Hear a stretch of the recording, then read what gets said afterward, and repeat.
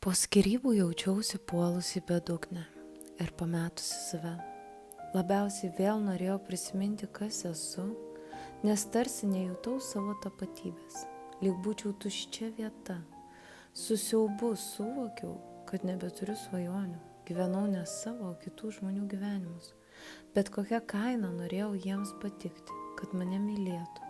Šias iliuzijas lydėjo nusivylimas, vėl jaučiausi įskaudinta, neradusi paguodos.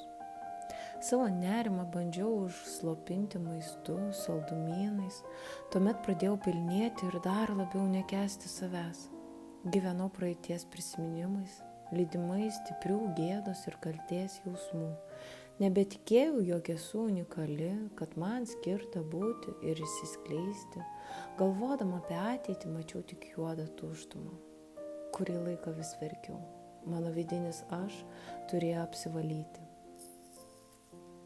Prasidėjo ilgas ir savasties ieškojimo kelias.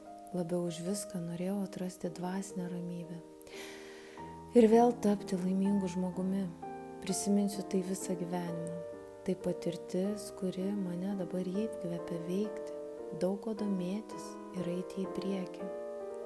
Ir visą tai išeiti ir pakilti man labiausiai padėjo bendrakeleivių grupė, kurioje išsikalbėjau, buvau išgirsta ir svarbiausia, suprasta, ne viena tokia aš.